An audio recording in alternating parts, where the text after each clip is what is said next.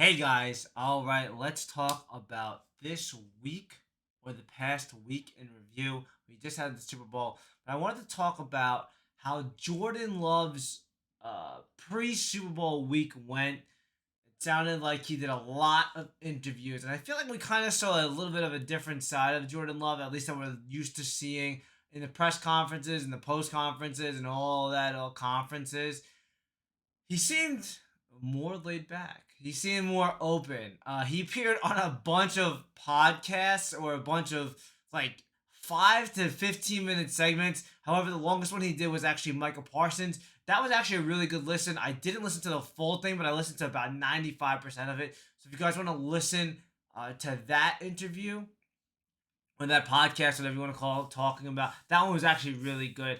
But I thought it was very interesting. So a lot of the questions also seem to be very similar. A lot of questions of, so what was your first season like? What did you learn from Aaron Rodgers? What happened was a turning point? How do you feel about the team going forward? Like a lot of basic questions. A lot of times he gave the same answers. I thought the really good questions was what did you think of Ja running out to do the coin toss? And basically, Jordan Love was like, "Yo, that is my guy. That I love Ja. He's super different." And everybody was just like looking around, like, "Wait, what did Ja just do?" So it doesn't seem like any of the teammates are annoyed. Granted, we know he was suspended, and we know how that all played out. Um, I thought he also, I guess, in a way, nailed the Aaron Rodgers question.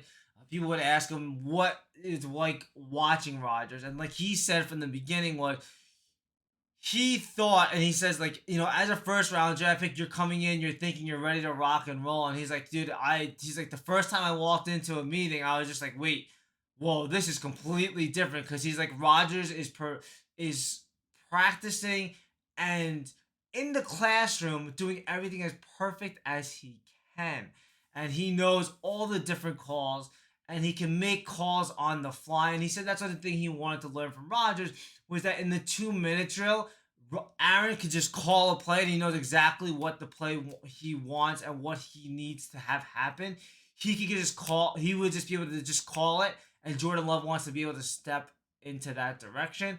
One thing I did find that I thought was very interesting too was he said in practices, Rodgers was able to call old plays from like 2014 and stuff that, you know, guys I guess hadn't practiced or hadn't known. Now remember there was a report about that coming up about how Rodgers was doing plays that maybe some of the kids didn't know or making audibles or play calls that they didn't know and then kind of getting annoyed when the kids didn't make the right plays or the right calls.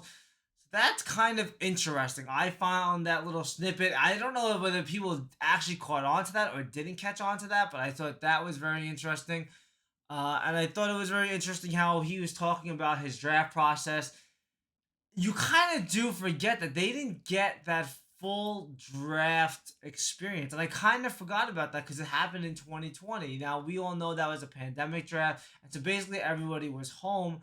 But he said, he was like, we didn't get that experience of, meeting all the other rookies and going through the interview process like in person. Everything was done online because of the pandemic.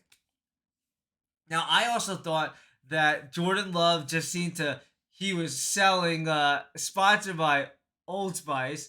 He was just talking about it nonstop, how you could spray it everywhere, and that how he felt the team really just kind of needed the Old Spice spray, and was spraying it everywhere. It was pretty good.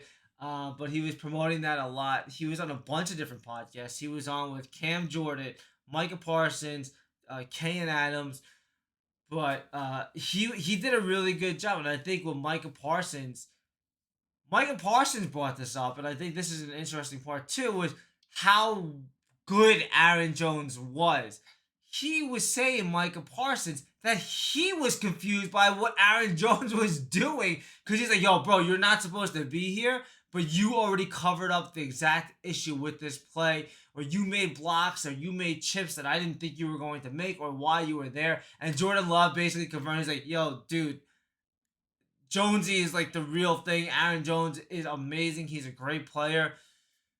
He talked up all the guys, all the Wicks, Romeo, Christian, uh, Tucker Craft, Musgrave. So they like it seemed like people were trying to pry in a way, trying to pry some free shots at Aaron Rodgers. But Jordan Love even said was like that this team that he had much different talent than the team had in the Rodgers last year, where they didn't have the threat tight ends. They didn't have Wicks. They didn't have an older, more matured Watson and Romeo, even though Watson had been hurt a lot.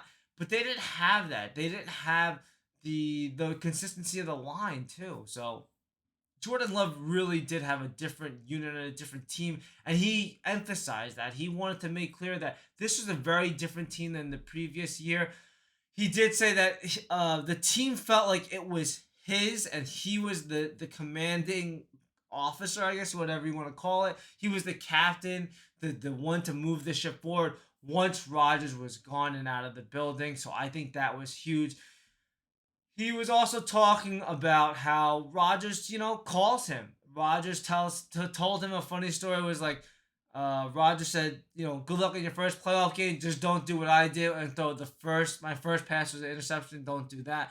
So the Rodgers and Jordan Love dynamic is they like each other. They're still friendly with each other, and I think that is great. We saw what happened between Brett and Aaron, and everybody has different opinions about Aaron Rodgers. We won't get into that, but I do like to see that.